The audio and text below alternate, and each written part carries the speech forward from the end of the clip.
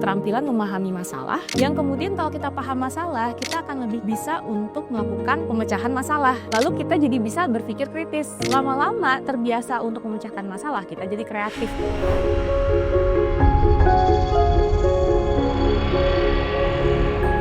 Bahwa topik kita pada hari ini adalah mengungkap transferable skills, keterampilan utama untuk bekerja lintas profesi, lintas industri, dan juga lintas waktu. Oke, jadi kita semua akan membahas tentang transferable skills. Apa sih itu transferable skills? Pentingnya tuh apa dan manfaatnya untuk kita itu apa? Nanti kita akan bahas di section berikutnya. Aku akan membacakan dulu sebenarnya siapa sih profil dari pembicara kita pada hari ini. Namanya adalah Niken Narasati nih, atau biasa dipanggil Karasti gitu ya. Nah, Karasti ini adalah Chief Learning Officer Thalanesia. Jadi yang merancang program-program gitu ya yang pelajari gitu ya oleh teman saya semua itu adalah Karasti. Pengalamannya sudah 10 tahun ya teman saya semua menjadi konsultan pengembangan diri dan peneliti di bidang pendidikan, inovasi dan juga perubahan perilaku gitu. Nah, sebelum menjadi Chief of Learning di Thalanesia, Karasti juga pernah menjadi research consultant, senior research manager, dan research manager. Jadi benar-benar peneliti pendidikan banget nih teman-teman saya semua. Dan kalau kita lihat juga nih di pengalaman-pengalamannya Karasti, itu research lagi, dan research lagi. Jadi ini adalah peneliti pendidikan yang beneran meneliti pendidikan teman saya semua. Jadi nanti kalau misalnya teman saya semua penasaran gitu ya tentang kondisi pendidikan di Indonesia itu seperti apa sih? Apa sih kira-kira skill yang dibutuhkan untuk survive, untuk selamat gitu ya ibaratnya, untuk bisa berjuang gitu ya di dunia kerja, boleh banget ini adalah narasumber yang tepat untuk teman saya semua bisa bertanya-tanya. Oke, kalau begitu aku langsung saja panggil ke layar kita semua pada pagi hari ini yaitu Karasti. Oke, halo, selamat pagi Kak Rasti. Selamat pagi Kak Danang, selamat pagi teman Nesya. Ketemu lagi mungkin udah asing ya, karena aku biasanya muncul-muncul tapi di posisinya Kak Danang. Sekarang duduknya di sini. Iya. Biasanya juga jadi moderator ya Kak. Biasanya jadi moderator, jadi nggak usah dikenalin juga sebenarnya teman Nesya udah kenal. GR banget. Wow. GR banget. Bisa jadi ada teman-teman Nesya yang baru. Halo, untuk teman-teman yang baru bergabung, salam kenal, aku Rasti. Ya, oke, gimana nih kabarnya pagi hari ini Kak Rasti? Seru, semangat. Tadi pagi bangunnya pagi, kebetulan ada temen yang bangunin. Aduh, ada yang temen yang bangunin ya? Teman tapi. Oke. Jadi semangat gitu ya, diingetin, hey, pagi ini ada kelas karir loh, bangun pagi. Oke, siap. Oke Kak Rasti, nah ini kita bakal ngobrolin soal transferable skills ya Kak Rasti. Dan mungkin ini istilah-istilah yang ibaratnya mungkin masih banyak juga yang bingung sebetulnya tuh transferable skills itu apa sih kayak gitu. Nah mungkin bisa di-share juga ya kakak operator bahwa belakangnya itu sebetulnya lagi ada isu-isu yang sebetulnya cukup meresahkan nih, terutama untuk para job seeker ya Kak Rasti ya. Karena kalau kita lihat berita sekarang PHK massal itu lagi masif banget, terus juga layoff gitu ya. Dan juga beberapa isu-isu juga ya seputar pekerjaan-pekerjaan yang katanya itu akan digantikan sama AI saya gitu. Ya. Oh, mungkin teman saya semua juga sudah membaca ya banyak berita-berita ini gitu ya. Nah, kalau dari Karasti sendiri melihat berita-berita ini, apa komentar Karasti? Beberapa orang ada yang cemas. Wah, kalau udah ada AI, nanti pekerjaan saya tergantikan, ntar diganti nama robotnya lebih pintar. Apalagi sekarang kita kalau nggak tahu apa-apa, nanyanya sama ChatGPT, Gemini, Perplexity gitu ya, nanyanya ke mereka gitu ya. Tapi sebenarnya kalau aku pribadi, karena aku lumayan percaya diri, karena apa? Karena aku banyak melakukan penelitian pendidikan, sebenarnya aku cukup percaya bahwa manusia itu punya keterampilan untuk bisa terus beradaptasi, sehingga kalau keterampilan bekal itu cukup, mau ada AI, mau ada apa, mungkin lebih menantang, tapi kita akan punya bekal untuk terus mengikuti perkembangan zaman. Nah, keterampilan itu sebenarnya yang penting untuk dikuasai, supaya sebagai jurus gitu kali ya, jurus supaya mau ada AI, mau ada krisis ekonomi, mau ada krisis lingkungan, mau ada transisi ekonomi ke arah green economy, sehingga pekerjaan-pekerjaan hilang gitu ya. Kalau zaman dulu soalnya aku ingat banget, zaman aku masih kuliah dulu, paling ngetop itu kerja di perminyakan atau pertambangan. Perminyakan. Iya, jadi kalau dulu zaman SMA nyari jurusan kuliah itu adalah tambang minyak kayak gitu-gitu kan. Terus kerjanya di oil and gas company batu bara seperti itu kan. Dan menantu ya.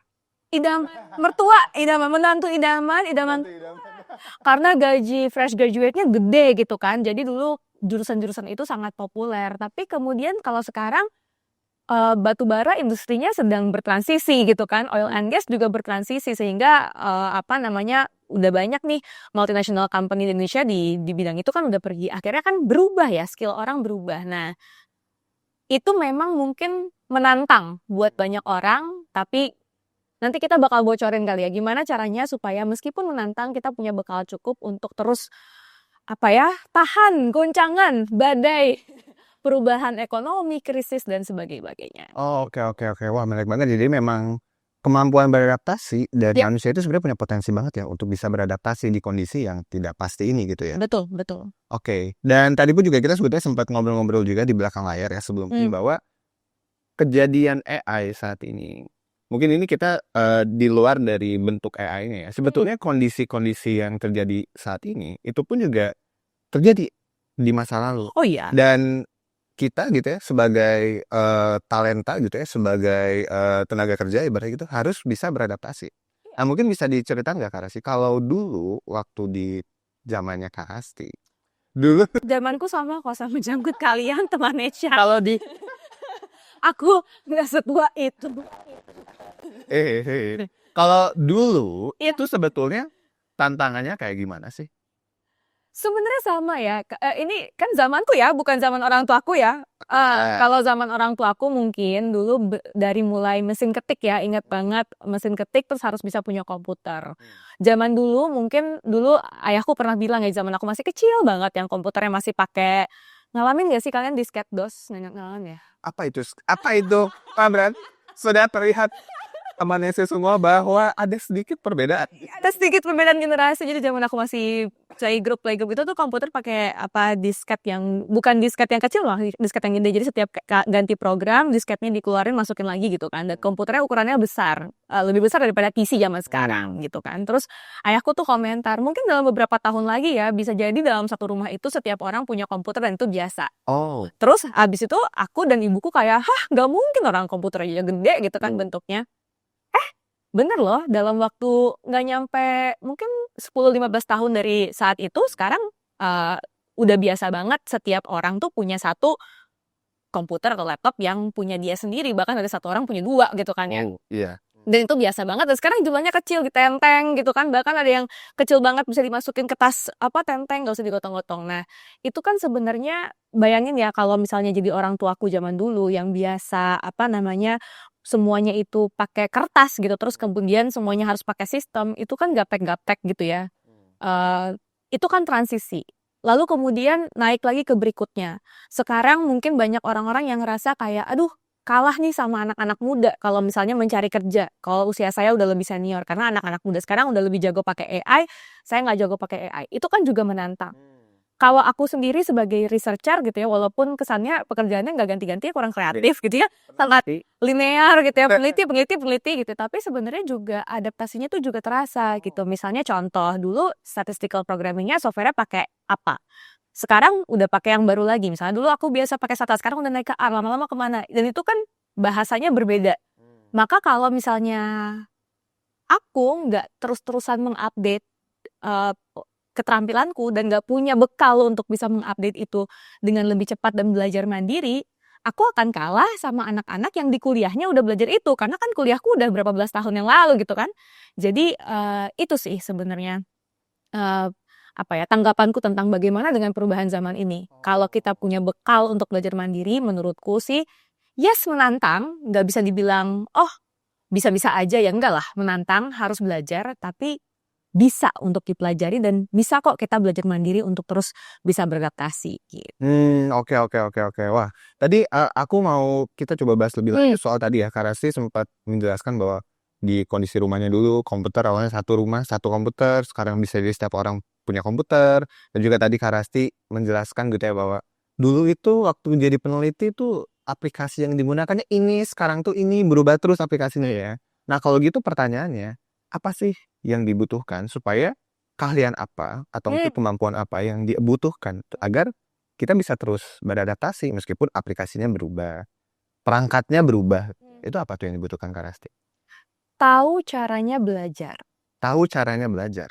Karena belajar itu ada banyak cara ya, tapi kadang kita mungkin belajar dengan cara yang kurang tepat, sehingga kita tidak bisa belajar dengan lebih cepat atau lebih efektif gitu ya. Nah, kalau kita tahu caranya belajar apa sih yang penting untuk dipelajari dan apa yang sebenarnya kita nggak perlu banyak belajar, cari aja, tanya ChatGPT aja lah gitu ya. Itu kita jadi lebih tahu, lebih tepat gitu ya. Oh, ternyata ini yang harus kupelajari. Contoh misalnya, bahasa pemrograman misalnya, kan aku tapi agak ini ya, contoh apa ya, kasih contoh yang ya oke lah, pekerjaanku aja lah ya, pekerjaanku misalnya bahasa pemrograman untuk analisis statistik misalnya gitu. Kan bahasanya ganti-ganti ya, ganti zaman, ganti software, ganti kebutuhan, ganti-ganti nih. Kalau aku ngafalin semuanya, itu kan aku akan susah untuk keep up gitu kan. Tapi kan ada yang sama, yaitu adalah logika berpikirnya. Logika berpikirnya. Logika matematika di baliknya. Yang itu bisa kita pakai walaupun kita minta tolong ChatGPT bikinin dong gitu ya, bikinin dong skripnya gitu misalnya gitu ya, atau bikinin dong apanya. Logika itu bisa kita gunakan untuk ngetes, ChatGPT lo bener apa salah sih? Oh, gitu. Cara belajar, maksudnya ini tuh berarti belajar apa yang di sekolah gitu, kayak kita duduk di kelas atau gimana maksudnya?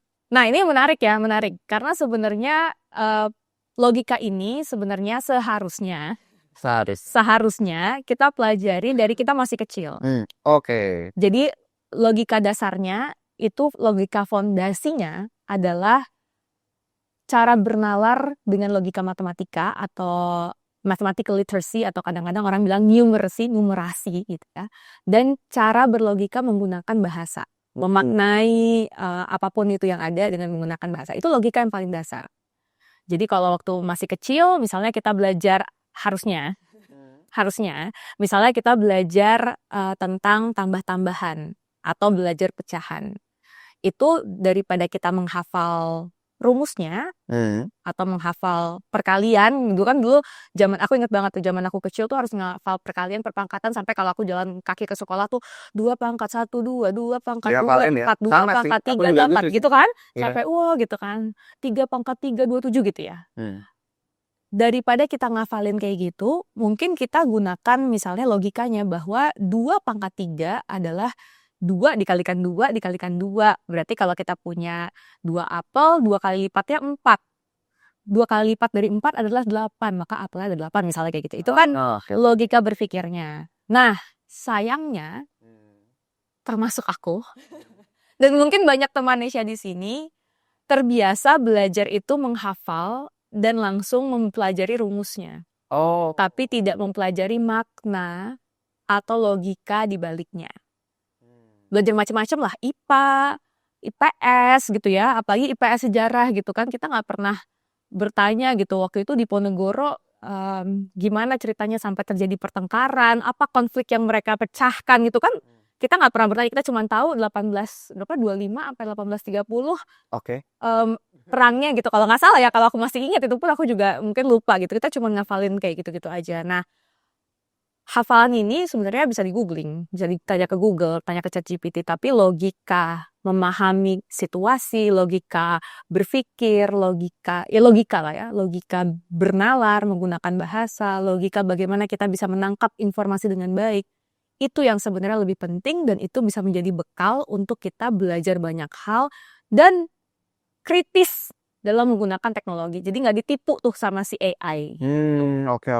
Berarti kalau gitu bukan soal hafalannya ya, tapi tentang bagaimana sih proses kita berpikir sehingga jawabannya tuh bisa kayak gini. Itu tuh kenapa sih bisa kayak gitu? Yes, betul sekali. Oke. Nah, kalau gitu dari tadi kita diskusi ya, yang jadi pertanyaan $1 juta. Jadi sebenarnya transferable skills itu apa sih? Oke. Nah, mungkin sebelum nanti Karasi jawab, aku mau ngasih kesempatan dulu nih buat teman saya semua dari tadi ya, obrolan yang sudah aku bicarakan gitu ya sama Karasti. Coba kira-kira bisa disampaikan di kolom chat. Kira-kira menurut teman saya semua, transferable skills itu apa sih? Mungkin bisa dilihat juga ya, kata kuncinya ada transferable gitu ya, sama skills tuh. Mungkin bisa diceritakan ya, kira-kira di kolom chat, transferable skills menurut teman saya semua tuh apa sih? Mungkin bisa dibuka. Ada biaya 2.500 nggak sih gitu ya? Itu bukan ya? Agak garing nih pagi-pagi. Aku mau lihat coba ya. Kira-kira apa nih temannya saya semuanya transferable skill yang bisa di-share ke orang lain. Oh, Eh, asal beda, kalau beda bank nanti kena 2.500 ya. ya, jadi ada biaya admin. Biaya Itu admin. kegiatannya. Oke.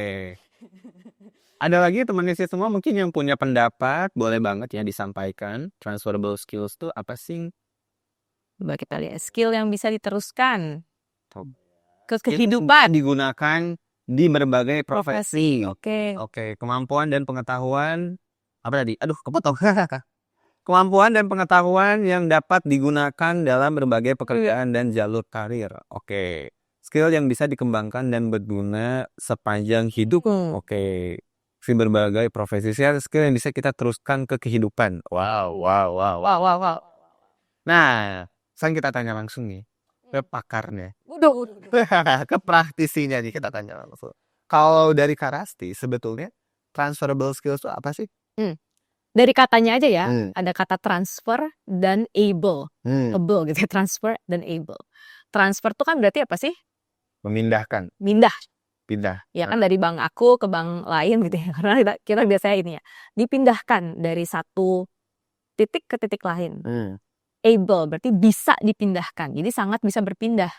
Contoh tadi ya misalnya logika matematika. Mau jadi peneliti butuh nggak logika matematika?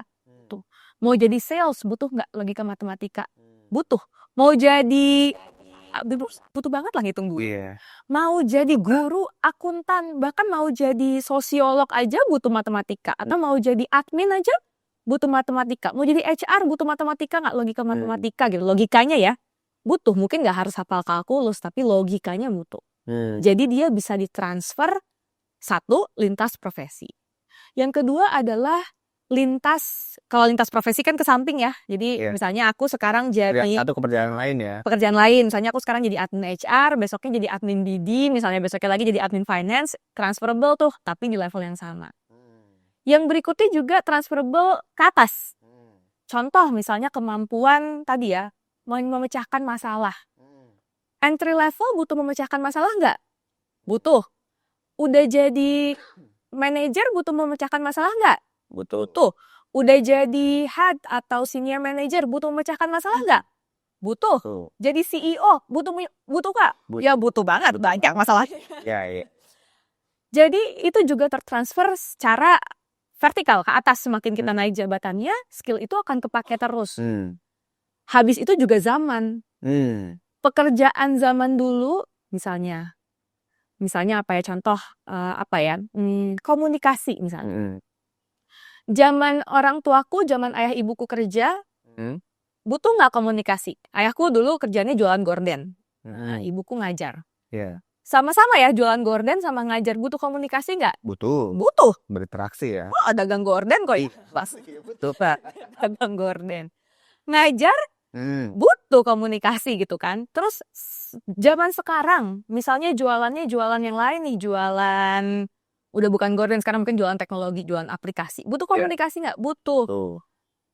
Zaman tahun ke depannya mau misalnya canggih udah pakai robot, pakai apa segala macam. Masih nggak kita butuh komunikasi sebagai manusia? Butuh. Butuh. Jadi juga lintas zaman. Jadi keterampilan yang lintas profesi, lintas jabatan atau lintas level karir, dan juga lintas zaman. Jadi dia tak lekang. Kalau tadi ya menghadapi kehidupan yang tak lekang, dimakan waktu. Nah ini adalah transferable skill. Oh gitu. Oke.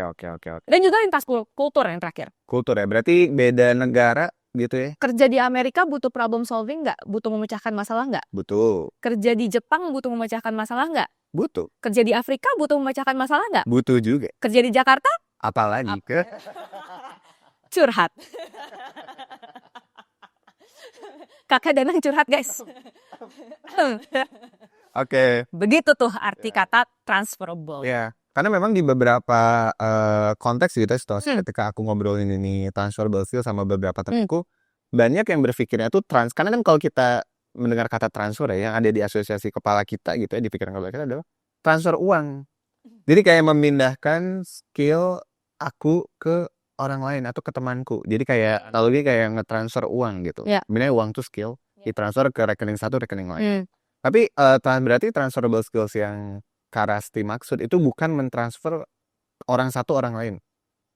Tapi lebih ke bagaimana si skill yang kita punya, kemampuan yang kita punya itu tetap bisa terpakai, digunakan, dan efektif gitu ya untuk berbagai situasi dan kondisi. Yes. Oke, gitu ya teman SD semua. Jadi bukan analoginya tuh bukan seperti mentransfer uang dari satu rekening ke rekening lain ya, gitu ya. Tapi kita punya, kita mau pindah-pindah, itu kepake terus. Betul. Termasuk misalnya kalau mau mentransfer salah satunya mengajar, supaya kita bisa mengajar, skillnya apa sih? Komunikasi gitu kan, skillnya memahami orang lain, berempati. Itu kan transferable juga gitu. Tapi bukan di sininya, bukan di keterampilan teknis pekerjaannya, tapi keterampilan dasarnya yang kita bawa terus dalam diri kita sehingga kita mau kegoncang badai kanan kiri, pindah jabatan, pindah kantor, pindah sektor, pindah pekerjaan, pindah zaman, itu kita bisa terus tetap beradaptasi. Kepake terus gitu. Oke. Nah mungkin biar lebih kebayang lagi, kira-kira Karasi bisa jelasin contohnya nggak sih? Transferable skills itu contohnya apa aja sih, Dok?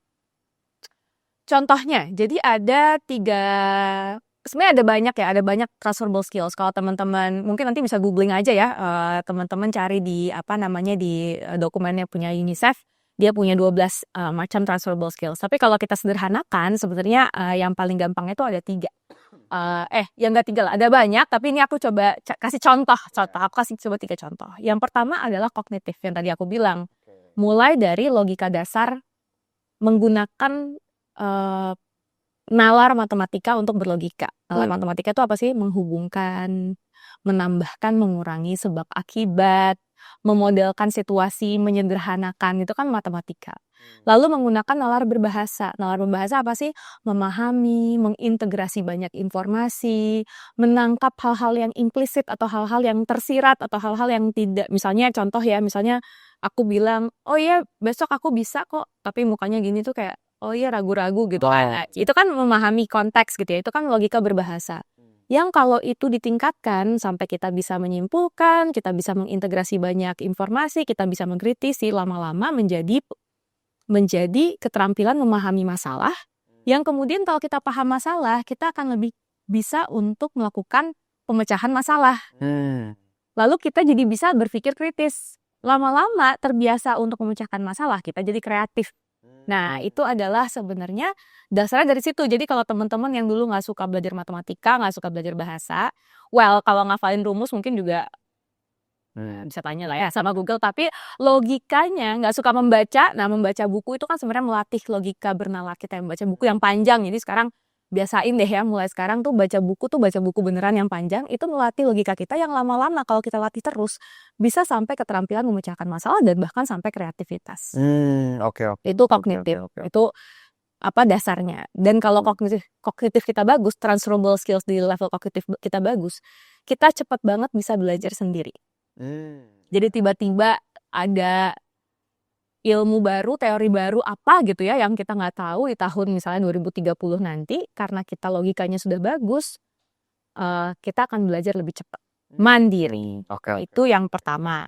Yang kedua, di kognitif itu juga ada keterampilan sosial, seperti misalnya bernegosiasi, berempati sama orang, bisa merasakan apa yang orang rasakan, lalu bisa membuat keputusan yang memikirkan banyak orang. Itu juga keterampilan sosial yang tadi mau di level manapun, dari level entry level sampai jadi CEO gitu, itu dipakai terus.